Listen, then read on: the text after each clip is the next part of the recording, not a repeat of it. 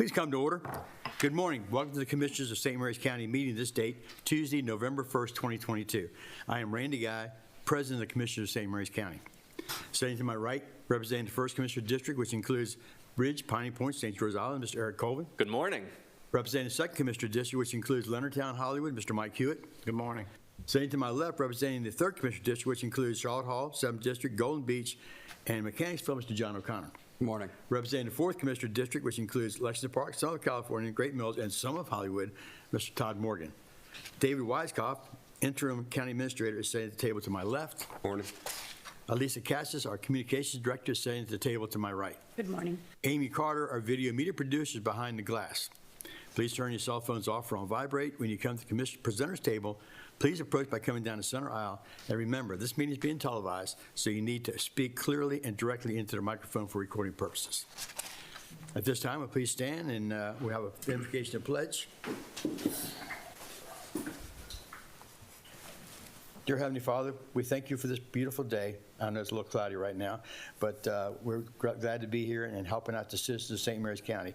Please bless this board that we make the right decisions for the rest of the meeting and continue to provide good services to people of St. Mary's County. In your name, amen. Amen. Join me with the pledge.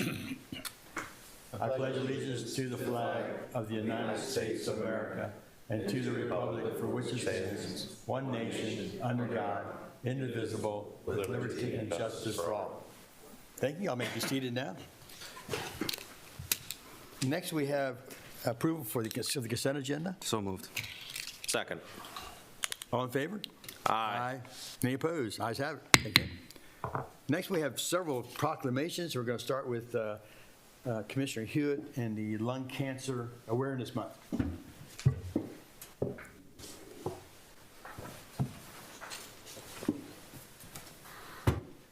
the center. Charlie next to me.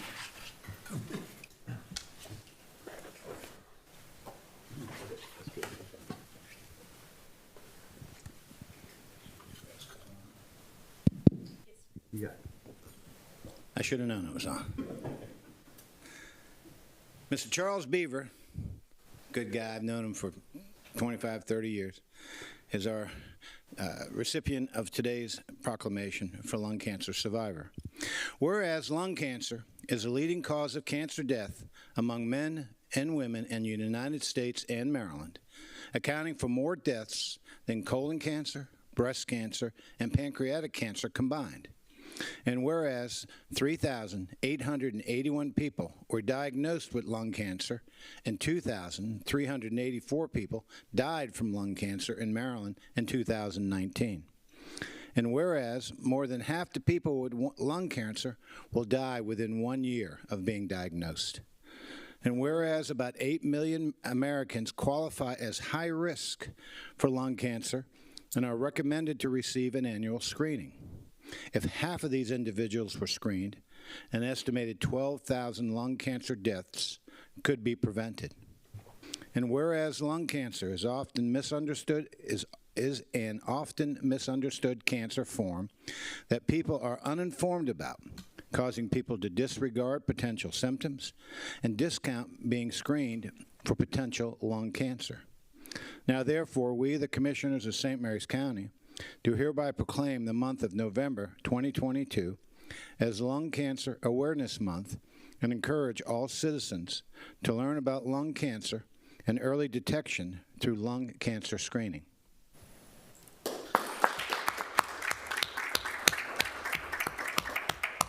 Thank you, Mike. Until about 2.5 years ago, the words lung cancer probably didn't cross my lips. Once I was diagnosed, I was surprised. I've been a non-smoker. I had no symptoms. But luckily, and being blessed by being diagnosed early, and the removal of my upper quadrant of my right lung, I am now lung cancer free. But that instilled in me an urge to find out more about it, and as by checking, I found out the numbers were staggering. As Mike just referred to, people die of lung cancer, and we don't even think about it. You don't have to be a smoker, There are lots of reasons for lung cancer. We don't get screened because we've always been told it's a smoker's disease, and it's not. I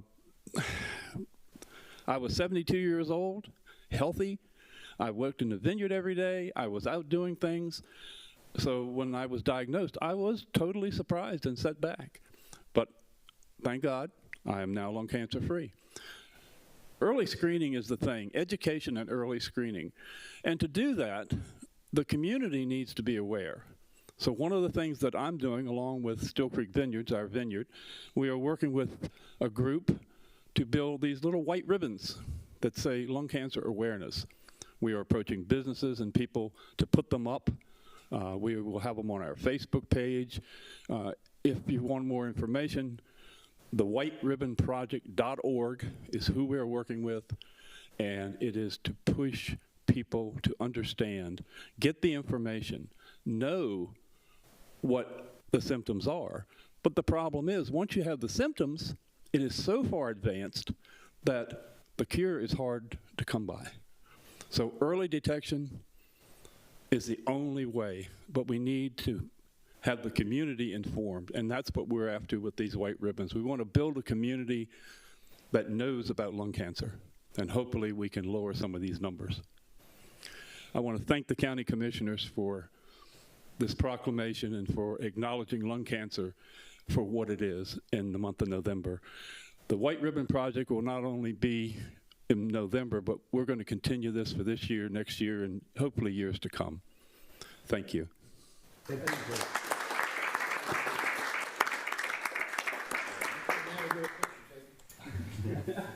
I ask if... Okay, everybody step over. Yes, please, shift just a little bit. Brought it together. Thank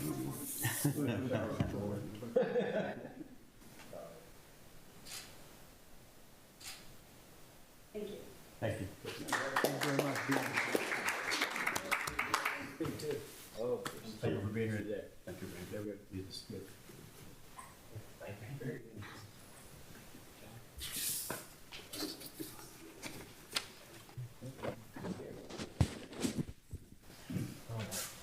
Okay, next we have the Family Care Awareness Month. And I think the lady was supposed to can't beat her today. So we were going to present this to Annie Kinney, an advocate for the Family Court Awareness Month Committee, but she was ill today with COVID, so she did the right thing and stayed home. So we appreciate that, and we will mail this to her. So it reads, whereas the mission of the Family Court Awareness Month Committee, the FCAMC, is to increase awareness of the importance of a family court system that prioritizes child safety and acts in the best interest of children, and whereas the mission at the FCAMC is fueled by the desire to create awareness and change in the family court system for the conservatively estimated 58,000 children a year ordered into unsupervised contact with physically or sexually abusive parents, while honoring the hundreds of children who have been reported as murdered during visitation with a dangerous parent. And whereas the goal of the FCAMC is to increase awareness of the importance of empirically based education and training on domestic violence, childhood trauma, child sexual abuse, coercive control, and post-separation abuse for all professionals working on cases within the family court system, and whereas increasing awareness on the importance of using scientifically valid, evidence-based treatment programs and services will help improve outcomes for all children going through family court, now therefore we, the Commissioners of St. Mary's County, do hereby proclaim November 2022 as Family Court Awareness Month and encourage all residents to support their local community's efforts to prevent the harm of children in the hands of family members and to honor and value the lives of children. Thank you.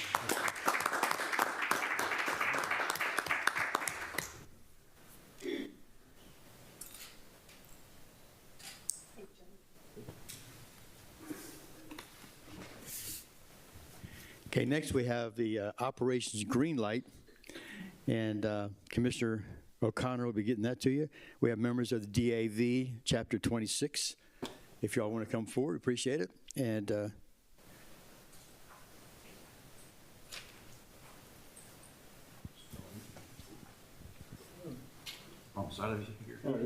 Corky, you want to come up? Good.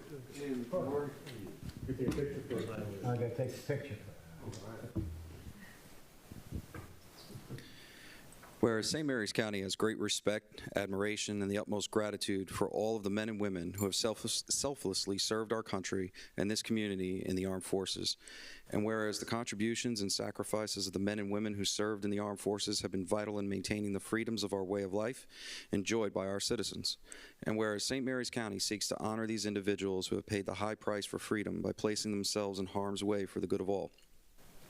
And whereas veterans continue to serve our community in the American Legion, Veterans of Foreign Wars, religious groups, civil service, and by functioning as county veteran service officers in 29 states to help fellow former service members access more than $52 billion in federal health, disability, and compensation benefits each year. And whereas approximately 200,000 service members transition to civilian communities annually, and studies indicate that 44 to 72% of service members experience high levels of stress during transition from military to civilian life. And whereas active military service members transitioning from military service are at a high risk for suicide during their first year after military service.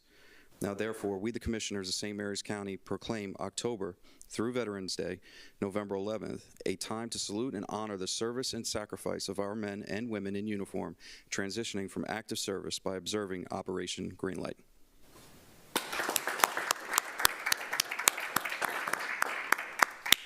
And I would like to thank the DAV personally. I think I do this every year because I feel it necessary to express the gratitude. When I got out of the service, it was several years fighting with the Department of Veterans Affairs, trying to get everything from my injuries in Iraq. And, you know, the stress from transitioning is something that is real, but it was the DAV that helped me through that entire process. It took 5 years to get the benefits, but there was somebody always there. They did not ask for a penny at all. So I am truly appreciative of it, and I know Commissioner President Guy is as well. I'll say the same thing. I did file with the DAV, helped me out, put paperwork through to the Veterans Administration. I appreciate that help. And also, I'm chairman of the Veterans Regional Area Council, which is a tri-county council under the Tri-County Council, to advocate for veterans, especially we worked very hard for almost 14 years to finally get the CBOCs located, which is the Central Base Outpatient Clinics for the VA. Not only did we get one, we actually got two, one in Lexington Park and one up in Charlotte Hall. And I encourage all veterans out there, if you're not using them, please do sign up. The care has been great for me, so I would say use them, and that's what they're there for.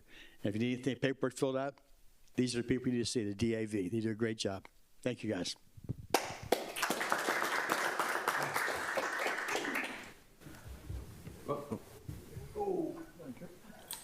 I'd just like to add one note for St. Mary's Chapter 26.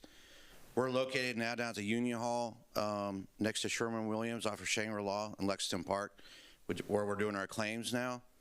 And it's every Wednesday from 10 a.m. to 2 p.m.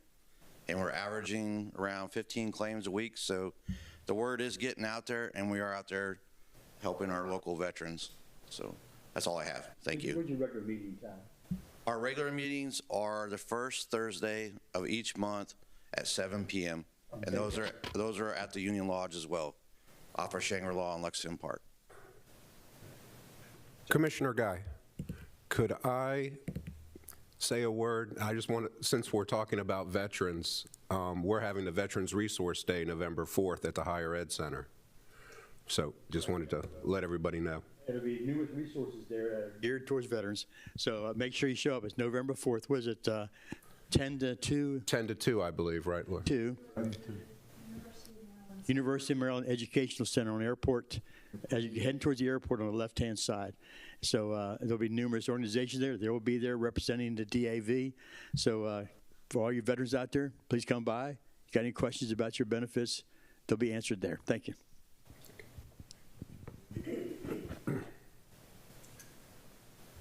Wait, Mr. Dunn, Mr. Dunn, come up. Take a picture. You're going to get a picture. Come on. Get all dressed as costumes and say, yeah, the official photos too. Something's another picture from your knee wall.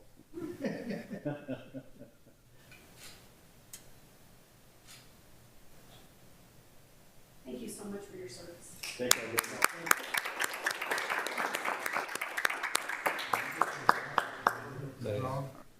What's that we want to say? Take off, thank you very much, thank you. Thank you, guys, take off very much, thank you. Take off. Thank you. Thank you. Thank you.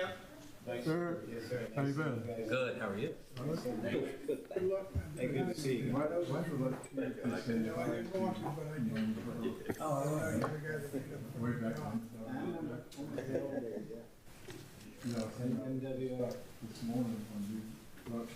Thank you, sir.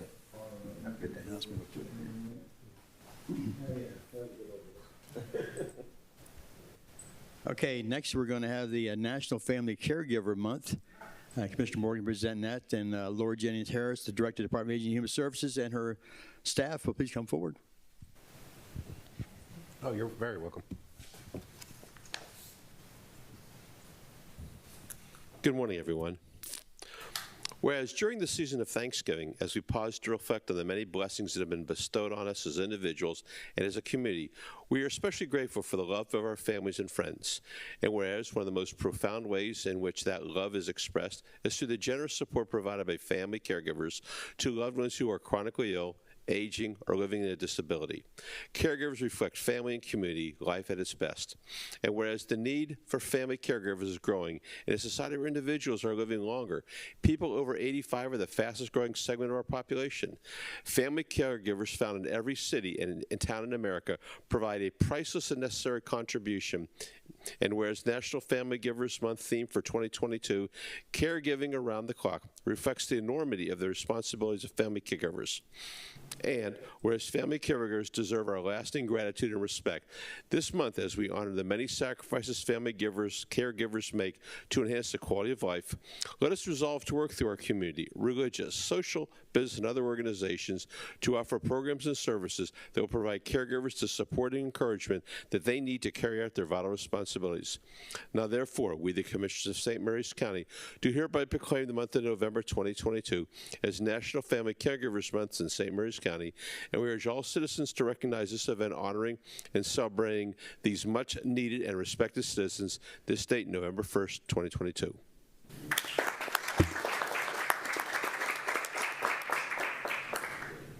Thank you, Commissioner Morgan, and thank you, Commissioners. So what else is there to say?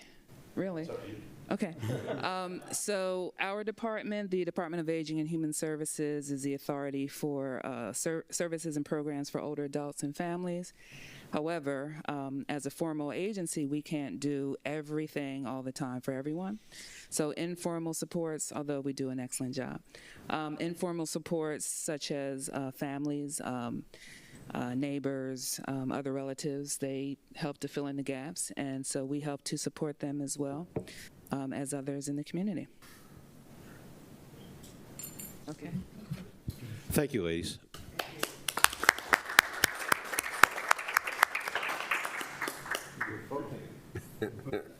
Photo op.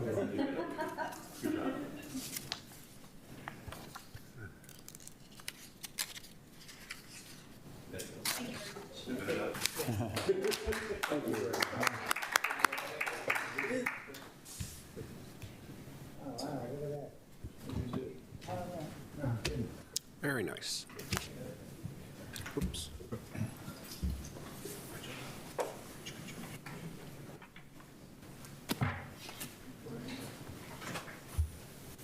Thank you, Commissioner Morgan.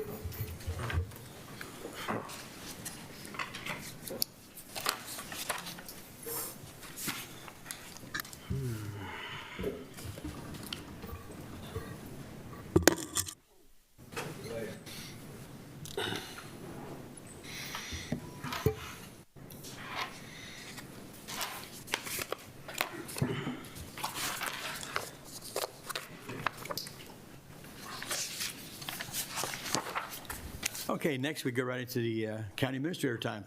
Thank you, Commissioner President Guy. First, the draft agendas for November 15th and November 29th. There will be no commissioner meetings on November 8th and 22nd. On Tuesday, November 15th, at 8:30, we'll have a reception for the Citizens Academy participants. At 9 o'clock will be the pledge and invocation by Commissioner Colvin. Citizens Academy recognition, 2 proclamations, the Great American Smokeout and Giving Tuesday, And then a public hearing for the solid waste plan updates by the Department of Public Works and Transportation, and followed by a decision by the St. Mary's County, by the Office of the County Attorney for the St. Mary's County Public Ethics Ordinance revisions, followed by County Administrator time, Commissioner time, closed session for litigation, the annual review, and then adjourn. And on November 29th, start at your normal time and place with invocation and pledge by Commissioner Hewitt.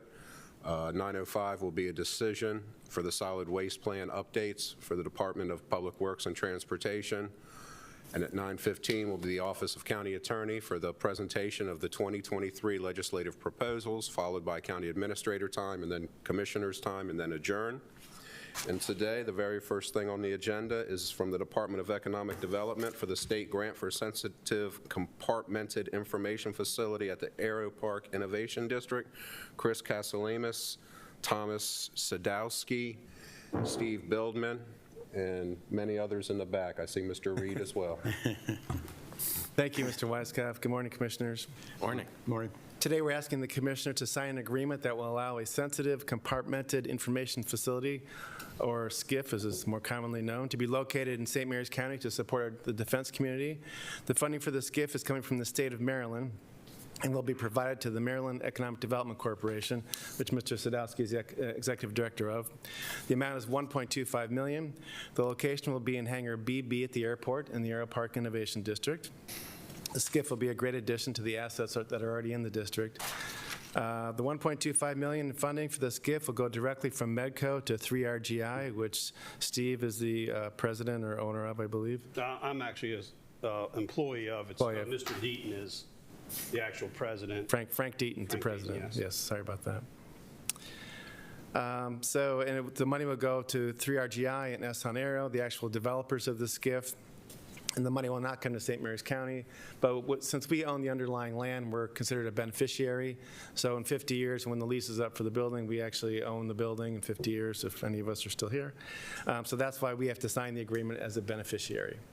So I don't know if Mr. Bildman has any comments. Let me just speak for a few minutes of what we got going on. Please speak to the microphone there. Okay, so we're bringing in a DOD activity to the airport now out of Washington, D.C., and instead of doing RDT&E, which is traditional with Patuxent Naval Air Station, we're going to be doing S&T, which is science and technology. So we're going to be developing new technologies at St. Mary's County Airport. And the first project we're going to be doing is integrating Starlink into an aircraft and testing it for the DoD. So right now, when they use a traditional SATCOM, we get 296K upload speed. And we have to go through IP accelerators. Starting off with Starlink, we're going to be able to move data at a minimum of 10 megabytes per second, which is a game changer for moving information. So the other thing we have to do is make sure we have cybersecurity, which is ATO, authority to operate and authority to connect. So we got to go through a lot of information assurance. So what we're going to be able to do by bringing this S&T activity to the airport is probably within a year's time, we'll create about 25 engineering and high-tech jobs that's going to support the DoD function. So that's on the short note for the next year, year and a half. But the other thing I just wanted to speak about, since I have the opportunity, is Tom is with Medco. We donated, Ken Reed donated 14 acres to the airport, to the county about 6-7 years ago. Medco is and I'll let Tom speak about it, and they're a nonprofit, semi-quasi government organization that has tax bond authority, exempt tax bond authority. They're willing to come in and take the risk, help the county develop the 14 acres, get it pad ready, so when we get a DoD or a commercial customer like a Lockheed or a Boeing, instead of saying, hey, 5 years, we got to clear the land, we got to build, this, bring out sewer and water, Medco is willing to take the risk, put the investment into the land with the county, and get it pad ready. So when we attract a DoD or a commercial customer, we can have a building up within 6 months.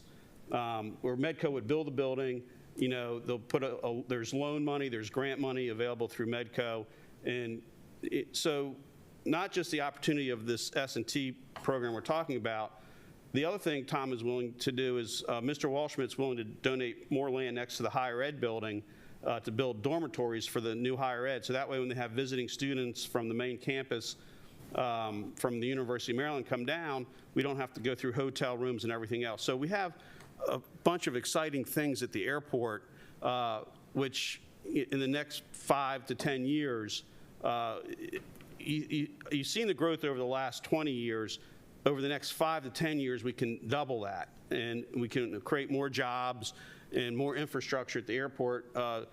Chris has really taken ownership of the airport. He's been instrumental in helping it grow and taking just ownership for the county and really getting involved. Bringing Tom in from Medco with the state, with Mr. Reed. You all have a phenomenal engine right now, a phenomenal team, and there's no risk to the county at all. And you know, this is something where the Medco would be the landlord. They'll work with the county. So what we're trying to do is pass the buck to the county on this 14 acres to help support this growth, because me and Mr. Reed, we looked at it at our age. For us to develop that land, that 14 acres, our payback to break even is 20 to 30 years with the infrastructure that has to be built. It's not economically feasible for us to do it. This is why we donated the 14 acres, and we put this team together now to come in and develop this 14 acres risk-free to the county. So, so this is totally separate from what we're talking about for this grant money, but we have the opportunity to introduce it to you all now and set the foundation for the future of the airport, the future growth, where it's going to be a team with the county, with economic development, and Medco. So I just wanted to make sure that you all realize it's just, you all have a great basis now. We're very unique. In the state of Maryland, we're the only airport that has this opportunity with the engineering, the human resources, the land available, the airspace, to be able to do what we're doing. So it's a very unique opportunity within the state, and we can, with Chris and Tom, we can really further that growth. I want to compliment you on what you're doing. I know this project has been in the works for a while, for lack of a better word. Tom, thank you, Steve, and everyone in the back. I think, as you said, it's a tremendous opportunity for to get a jump ahead, complement what we're doing with the University of Maryland, hire the Smart Building, what we try to do with the Innovation Center out there. So I think it is starting to come together really well, so I want to thank you guys. Yeah, I want to, Mr. Bildman, I want to echo Commissioner Morgan's comments. I know enough about a SCIF and the ATO process to know that it's very complex. There's a lot of work that goes into that, a lot of boxes that need to get checked, and it's a truly an asset to the county to be able to have this here and off the base, but still have this secure facility, and this is really good. This is very impressive. Very good. No doubt. Mr. Castellanos, I had a couple questions in reading this over the weekend. First one is, I see it's a $2.5 million obligation over 2 years, and let me just get this out before you start answering. So what will happen after the $2.5 million? Will it be county funding? Will it be some type of, that's the first question. Second one is Medco.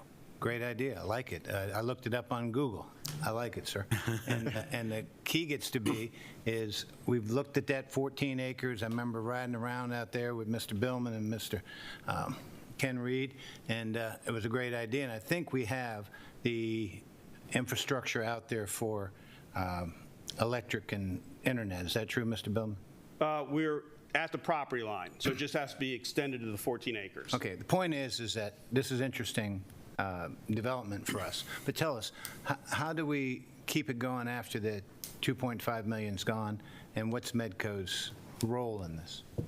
Yeah, Commissioner Hewitt, there is no county obligation. Again, it's going into a private hangar, Hangar BB, which I think S-Hunt Aero owns. So, is that correct? Yeah. So right now, between S-Hunt Aero, 3RGI, and the DoD activity, we only need the $1.5 million this year, and then we have matching funds that we're putting in out of our own pocket. Okay. The other 1.5 next year can be directed as the bill or the county needs for growth. We can apply that to the 14 acres. We can apply that to Medco. So the only thing we're seeking is the $1.25 million. The activity itself will be self-funded through the DoD activity and the landlord. So there's no additional investment or anything needed to run the SCIF. If I may, of course, thanks, Steve.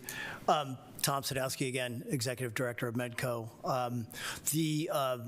we're very pleased to be here this morning, talk about this really important first step in realizing a bold vision that I think the community set forth for the airport and the Aero Park Innovation District and so forth. And Medco's very enthused about playing a role in helping make all that happen, as Steve described, the various things that we are talking about for the future.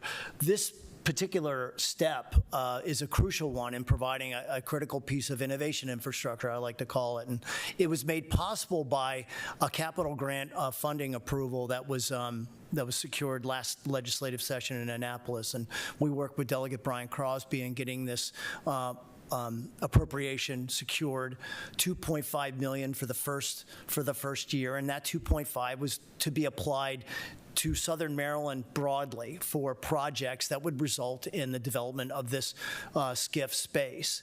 And what we've done with that allocation is worked with Chris and his colleagues in the Southern Maryland region and to try to determine what are the best possible uses of that resource. And this was one of the projects.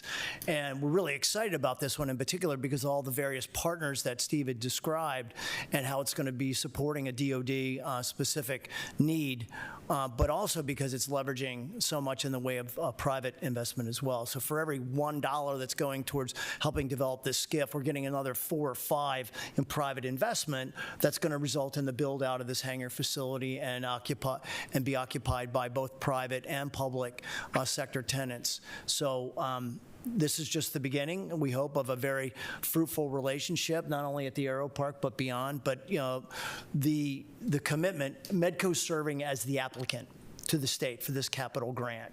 And as Chris described, your signature, your approval and your signature is needed just to acknowledge as the beneficiary that this resource is going to be provided for the intent purpose that's been described here. And again, I couldn't be more, thrilled with not only this first step because we think it's going to be really transformational, but where we go from here. Because I really do think you've painted just a great picture of a great vision for what's possible. Prior to me joining Medco about 14 months ago, I was Vice Chancellor for Economic Development for the University System of Maryland, so I'm well aware of the asset that you have there at that smart research facility and all the possibilities to come. And I'm really happy that myself and my colleague, Sarah Horta, who's with us today from Medco, we're going to be working hand in glove with you to help make it all happen. Medco. The Maryland Economic Development Corporation. We were created back in 1984 by the state legislature to serve as a quasi-public-private development corporation. We have financing capabilities. We have real estate and development improvement powers. We have the ability to come in and issue tax-exempt bond financing for a variety of different uses, all towards the advancement of economic development interests, creation of jobs, and tax revenue. How do we raise money? Yeah. Fee and interest income from the projects that we pursue. Okay. So, didn't you replace Brennan? I'm sorry? Did you replace Bob Brennan? I did. Bob is enjoying a very active retirement right now. If you're he is. Connected on social media, he does like about 17, 18 miles a day on his bike, so he's putting us all to shame. Wow. Wow. He was a good Maryland classmate of mine. So I've known Brennan real long. But the one guy that deserves a lot, the credit for the development of this airport over the last 10 years, he's sitting in the back and he won't open his mouth, but Mr. Reed, he's the brains, the genius, the driving force behind all this development at the airport. And I just, know where to go and get a few players to put people together. But right now, between Mr. Reed and these two individuals, you have the A-team. And the sky, it's unlimited. Mr. Billman, you've had a big role in that, too. I agree with Ken Reed, but, the county's been lucky to have you guys there. Well, I move to have Commissioner President sign the capital grants agreement for having St. Mary's County named as a beneficiary on the grant between the state of Maryland and Medco. Second. I have a first and second. All in favor? Aye. Any opposed? Ayes have it. Thank you all very much. Thank you very much. Thank you. We hope to have these gentlemen back for the future growth. So good. No problem. Not be their first or last visit. Thank you. Next up is from the Department of Human Resources, the compensation proposals. Ms. Catherine Pratzen presenting. Thanks. Good morning. Good morning, Catherine. Good morning. I appreciate the opportunity to present today in follow-up to recent and ongoing discussions regarding staffing and retention issues. As you are aware, some of our departments are facing critical staffing shortages. The 911 dispatch center is an example, and we continue to yield fewer new hires for every recruitment. An example of this is the recent equipment operator recruitment, where 8 individuals accepted hire, and prior to their start date, 5 of the 8 dropped out from the process. The background in which we operate is impacted by the Great Quit and the statistical data referenced in the memo, with 47 million Americans voluntarily quitting in 2021 and no evidence of this slowing down in 2022. The number of county vacancies, approximately 100 last week when the memo was written, along with a relentless inflation rate, places our existing employees and the continuity of county services under pressure. To address the landscape and to improve employee recruiting and retention, I've presented a series of proposals. The first of which is to adopt a new hire bonus structure currently utilized by the Sheriff's Office for specific and difficult-to-fill positions. This provides a $1,500 bonus paid in 3 $500 installments upon hire, upon completion of probation, upon completion of performance, an annual performance evaluation. The proposed positions include 911 public safety dispatchers, positions requiring a CDL license, and skilled trade positions, for example, HVAC or plumbing. And then the proposal further is to extend this bonus to anyone hired from July 1st, 2022 forward. The estimated expense is about $30,000. Another proposal is to support existing EMS personnel by modifying the current night shift differential policy. Currently, a $1 shift differential is provided to specific employees working between 2 p.m. and 1 a.m. Deputies, corrections, dispatchers, and DPW employees benefit from the differential. The EMS staff is currently not eligible for the night shift differential. And the proposal requested today is to modify the policy providing this $1 differential to EMS 24-hour personnel. The eligible shift for these individuals would be 6 p.m. to 6 a.m., and the estimated annual expense is about $38,000. A further proposal is to incentivize hourly employees by reinstating the callback pay. With an estimated annual expense of $25,600. If that were begun today, if the commissioners were to approve that, the FY23 expense is estimated at $12,800. And then lastly, for your consideration, to address the turnover and quit rate, retention bonuses are being proposed. Providing recognition for the extra work county employees have assumed as a result of continual vacancies, and providing an incentive for employees to stay, because part of the bonus is committing to a 1-year service obligation. The specific bonus is proposed as $1,200 for payment before Christmas to employees working an average of 30 hours or more each week with 1 or more years of tenure. And again, a service obligation is attached to accepting the bonus. An estimated one-time expense of $952,800. And the proposal is that that bonus would come from unspent salary savings that are already budgeted.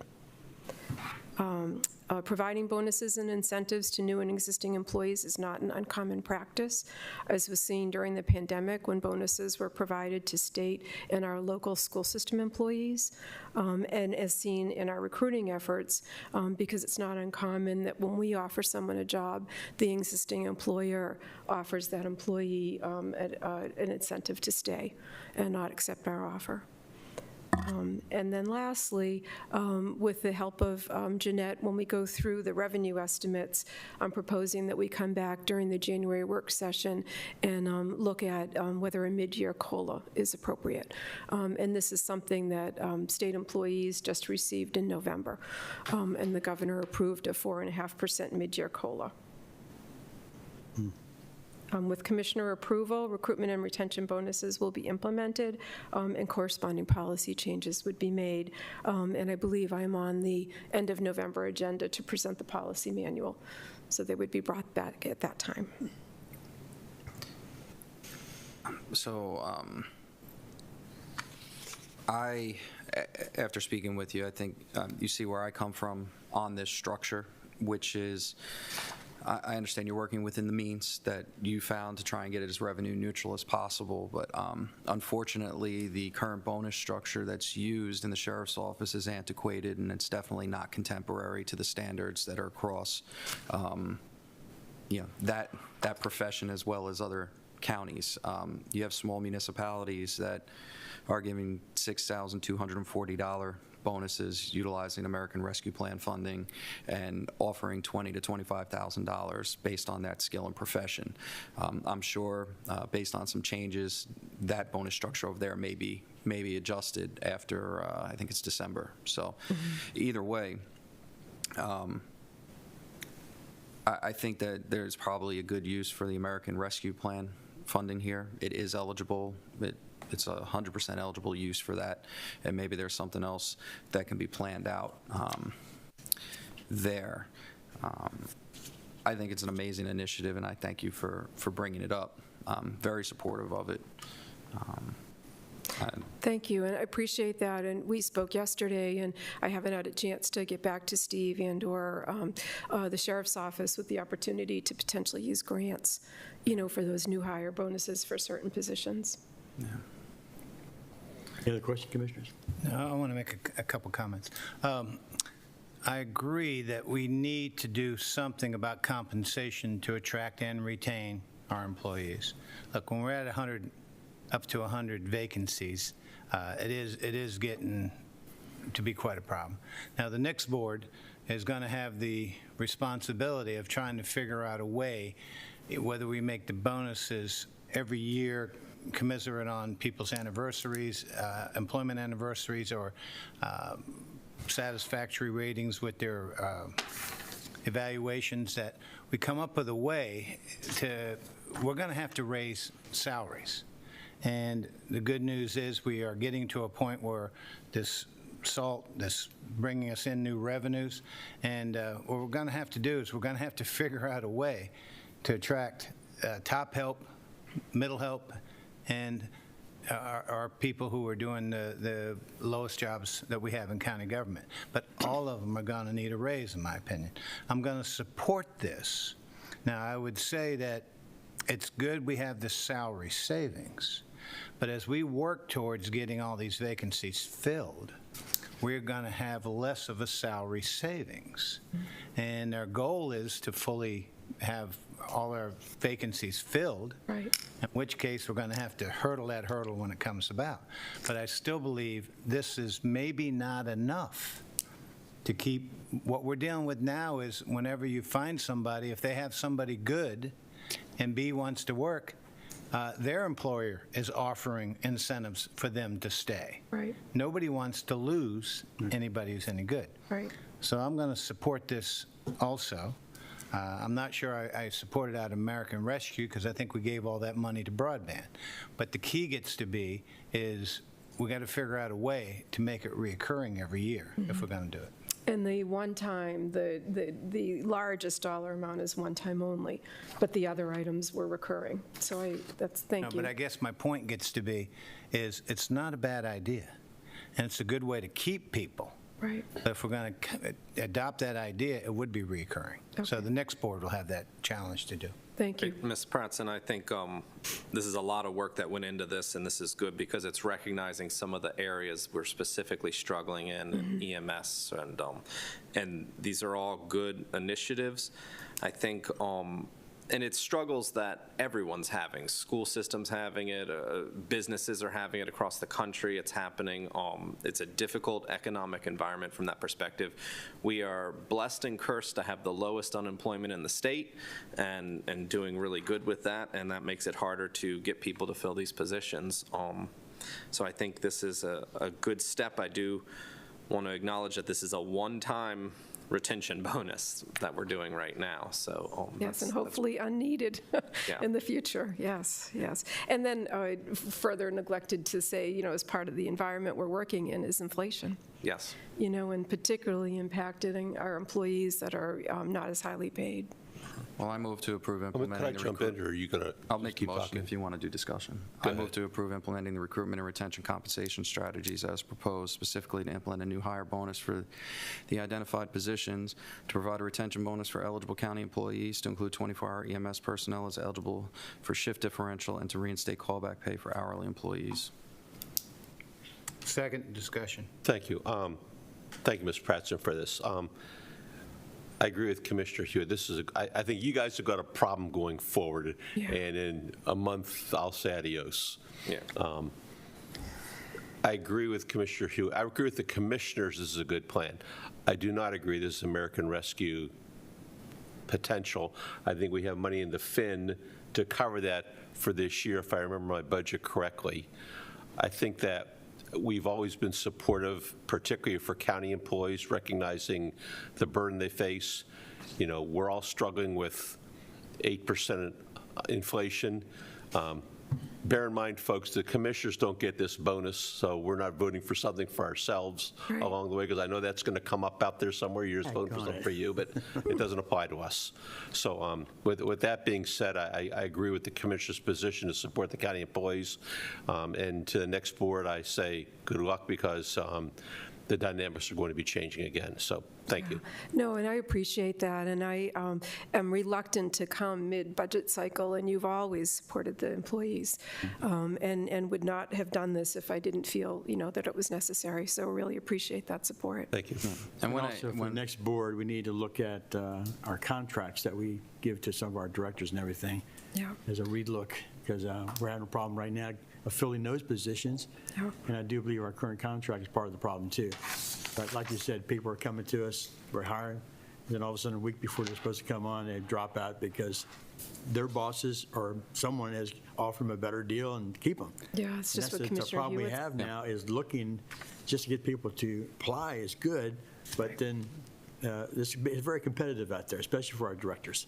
Yeah. It's going to be a real problem from now on out. And I appreciate all the work you did on this. And we got to remember, as those of us who come back into this position, that a lot of this stuff is going to be reoccurring expense. And then we're going to have to address that in next come January. Yeah, particularly if we look at a COLA, right? Yes, especially. Right. Yeah. And I wanted to be clear on the American Rescue Plan funding. One of the intentions in the final ruling is specifically for this, and that's why I bring it up. It's not a matter of opinion, it's a matter of fact. So whatever the next funding source comes when you're going through the budget cycle, the reason I bring it up is to keep whatever funding sources are available to get the greatest impact to the employees, whether that's the FIN, the reserve, a combination thereof. Grants, so, right. Yes, grants, like we spoke about, the recruitment and retention grant that's eligible for DES. So just try to get the best bang for your buck out of it and use anything you possibly can is Totally where agree. I encourage you. I totally agree. Thank you. Okay, good, good. Okay, any more discussion? Okay, I have a first and second. All in favor? Aye. Any opposed? Ayes have it. Thank you very Thank much, you, Catherine. Commissioners. Really appreciate it. Thank you. Speaking of all that, next up is from the county administrator requesting approval of an employment contract. I move to authorize the Commissioner President to sign the employment contract for the St. Mary's County Government Communications Director with the terms and conditions as indicated. Second. I have a first and second. All in favor? Aye. Aye. Any opposed? Ayes have it. Seems like we should have had some discussion on that, but it's over, wouldn't it? What did we just do? Oh, I'm sorry. That's all. Are you Commissioner. done now? Yes. Sitting here with a blank look. Thank you, Mr. yes. Weiskopf. Now we're going to move right on into Commissioner time. We'll start with Commissioner Morgan this time. Thank you. Well, I hope that all the parents are out there recovering from trick-or-treat last night. I got my usual 2 kids. I always get 2 kids, and I always make it a point to get a pumpkin out, carve it, get candy, because I know 2 kids are coming to my door. So thanks to the 2 little next-door neighbors to come by and make me smile. I'm really surprised. This is sort of funny. The number of offices and adults participating in Halloween yesterday, too. Usually, it's the night before, but I was really happy to see so many of the businesses and people getting into the spirit of Halloween. Maybe things are of the dismal economic environment out there. People just want to get dressed up and have a good time, so good for them. Today is a big day, and that's because Alyssa sitting over there is leaving us. So I want to recognize her for her service to the community, service to us, and she's going to go down and be working with the Leonardtown organization. So to you, we wish you the best of luck. And last but not least, early voting is going on. The reason we're not here next week is we're all going to maybe have for election, -1, of course. Early voting numbers are way down. They're really pretty dismal, as a matter of fact. So I would encourage everyone to please, if you don't go to early voting, please remember to go vote next Tuesday, and we'll see how things turn out about 9 o'clock next week. So for that, everyone, thank you very much. Have a great day. John.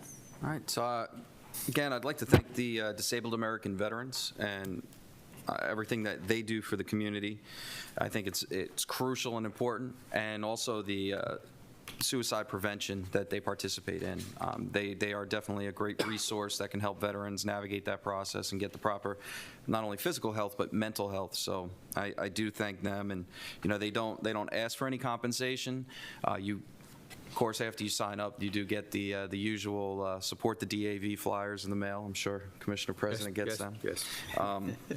But it's a great resource, and I think very, very underutilized. So I hope any veterans out there that are transitioning, reach out to them and have an advocate on your side for any of the benefits that you have, not just medical or help or physical or mental health. Trick or Treat was amazing. I got to go through Leonard's Grant. I did not wear a costume. I think most adults wear a mask all their life anyway, so I used Halloween not to wear one. My son, however, was Spin from Spider-Man, so he had a great time. Leonard's Grant, I mean, they just put on a show. I mean, it is amazing. And you better get there early. If not, you're parking in the school parking lot, you're parking at the library parking lot, and then you have to trek your way into the community. So fortunately, we got there early, and we were able to also beat the rain, but that didn't seem to be starting anybody. So thank you to the Leonard's Grant community for all that you do for the community, especially on Halloween. And I will say, though, it appears that Halloween is now turned into one of the holidays that extends 5-6 days, because there were trunk or treats on Thursday, Friday, trick or treating on Saturday, Sunday. I said, what? Halloween's on Monday. What happened to just going out and doing it then? But either way, I guess everybody's having a good time, so that's great. And for those of you that love Christmas, we all know that you have 2 Octobers and move right on to December. There is no November. And all of a sudden the decorations are up and you're ready to go. So I know the Christmas shopping countdown has begun. With that being said, Ms. Casas is leaving us today, and she is truly amazing. I will say that her personality, her caring, her heart, and how she dives into the work and taking care of the citizens is something that's truly going to be missed. I did not know it was going to get back to her, but I had a chance to speak to somebody that she'll be working with no intentions of it going back. But let me tell you that her personality fills the room, and I think that her future employer is going to benefit greatly, and so will the citizens she's serving there. You will be missed here, and thank you for everything, to include our blue polo shirts and hoodie. Yeah, nice, I absolutely love it. Thank you. Thank you. All right. It is the first day of November, and I trust that you all had a good Halloween, as the other commissioners referenced. It was a fun Halloween. Took my son out trick-or-treating. He was a spider, and he very much enjoyed it, and I was able to take him to the neighborhood where I trick-or-treated as a kid, and he enjoyed it a lot. And it's also, I just want to give a shout out to all the different community organizations that trick-or-treating house to house still exists, but there's this shift we're seeing where so many of these community organizations are doing events for Halloween to provide a safe place for kids and families to go. And we drove through the 2nd District Volunteer Fire Department and Rescue Squad had a drive-through, and it was great, and got some candy and a toothbrush, so it was a lot of fun. It was really good. If you haven't been paying attention, there's an election going on. Commissioner Morgan mentioned the numbers are low. You need to vote. I was able to go out to the Souls to the Polls event over the weekend. Low turnout. Set aside all the rhetoric. At the end of the day, next Tuesday, when the election's done, we're all still citizens of this country, we're all still members of this community, and we're all working for the common good for everyone, and we all have hearts that want to serve. So whoever wins, we need to support them, we need to move forward, and we need to set aside the rhetoric and just enjoy the process. Finally, the flu is going around. My sister's a teacher. She had 14 kids out of her class last week in one day. And it just, the flu's going around. If there's anything we learned from COVID, it's if you're sick, stay home. Don't spread it, just stay home. And it's better for everyone that way. It's better for you. And your history for today, today in 1994, Amazon registered their domain name. Who knew how big it would get? And now we all get hundreds of Amazon boxes every week, some of us, and it's good. Thank you. Mike. Today is a great day. We're going to celebrate Elisa's moving on, and while it's our loss, it's Leonardtown's gain. And Lisa, you've been a great employee. We're glad to have you. You had big shoes to fill when Tony Jones left, and you've done a wonderful job. But what we did, the last item today, is we approved the contract of Jenna Guzman to replace Lisa. She'll have a big job. She comes to us from the health department. Now, that's good. What I guess I want to go with all this is, you know, we kind of circulate employees around. And part of me wants to say, do I want town of Leonardtown getting the best? Yes, I do. Do I want them taking them from us? I don't know if I do. Again, it gets to be this cycle of, look, we all need good help, and this is going to be something next year the new board, whoever's on that board, will have to deal with and understand how to attract and retain good help. But congratulations on your move, and I wish you the best. Halloween, I had the opportunity to cut pumpkins up with my 3 granddaughters there this past weekend, and there was a mention made of Halloween week or Halloween multiple days. What was unique about this is my granddaughters got to have multiple costumes. They went to Anne Marie Gardens as, I don't know, Dracula's bride or something, whatever they could have been. I don't know. One costume is, let me just put it that way.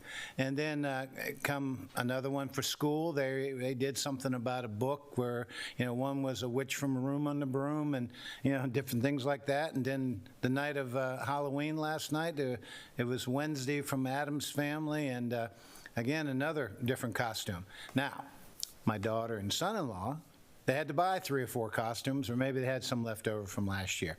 But the point was, kids had a great time, and it was a great time. I did buy, have to say, I did buy this past weekend my first 2 wreaths for Christmas. I mean, you know, when you go and see them in the stores, if you don't buy them now, they won't be there when you want them. So if they're there and you see them, you better grab them, because there's no guarantee that they'll be there when you really want them. So sometimes it is what it is. Christmas is out there in full bloom. Does seem a little early, but hey, it is what it is. Finally, the elections.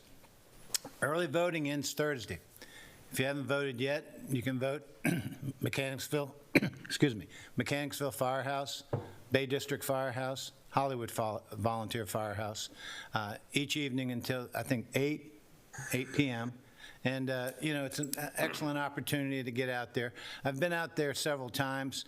It was a little chilly the other day when down in Bay District, and I was surprised at how low the voter turnout was.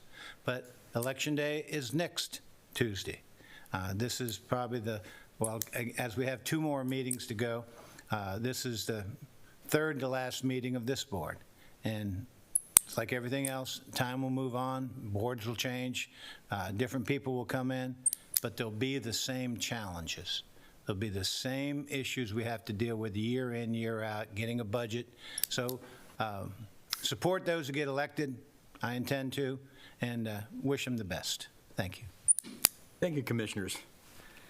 Like I said, I'm going to echo again, early voting is going to be continuing to the 3rd of November. Of course, 8 November is the day of our election. And I encourage everybody out there listening, please, get yourself out there and vote. Get your friends, neighbors, relatives, whoever. It's still important. The races may seem some of them already decided, but believe me, turnout is a big difference. I hate to say that many of us veterans fought for years and went to war and everything else to protect the freedom you have. And this is one of the greatest freedom you have is the object of getting out there and voting for those who represent you in the county, state, and the federal level. So please get out and vote. Elisa, I'm totally going to miss you. She came to us, did a great job. She pulled us all the way through this COVID thing with all the different things that she did to make sure our communications was up to date so we could communicate with the people out there in the county. And I don't say anything bad about anybody who's moving on in life, going for a better job. I hope that Leonardtown, I'm sure you will be doing well there, and you're probably moving into a area that's going to probably give you better employment and probably even a better job in the end. So but we're definitely going to miss you here. I know I will, to put it that way. She's not only been a good employee as far as PIO, but she wrote speeches for me. And I know one of the old commissioners, Mr. Dan Riley, said, "She writes you speeches?" I said, "Yeah." So it's always good, even though I can speak off the cuff quite a bit, but to have my points down there from somebody who knows me, and she quickly was able to understand how I feel about certain things, and that's an important part of the public information officer, to be able to relate that, how the commissioners feel about certain things, and be able to relate it to the public. She's done a great job of, after each one of our meetings, put out the immediate email, breaking down everything that went on today. She'll do it again. She's been doing all this time. And it's going to be hard to find somebody that, we hope the lady we hired is going to do the same good job for you as you've done. So I think so too, and I appreciate it. I'm sure you'll be training her. You'll be not too far away. Leonardtown's just a walk. Thank you. To downtown. So thank you for your time here, and I wish you the best of luck as you go through Leonardtown. Thank you. Okay, with that, then I'd like to emphasize the DAV, and I'm an advocate for veterans, of course. I spent 26 years in the Air Force, and the DAV, I'm a lifetime member of that group, and they have helped me in benefits and writing things up. So for those of you out there, veterans, you're wondering about what to do with your life or things you want to get done, not try to do it, I'd say contact one of the DAV service officers, and they'll be glad to help you out. With that said, meeting adjourned.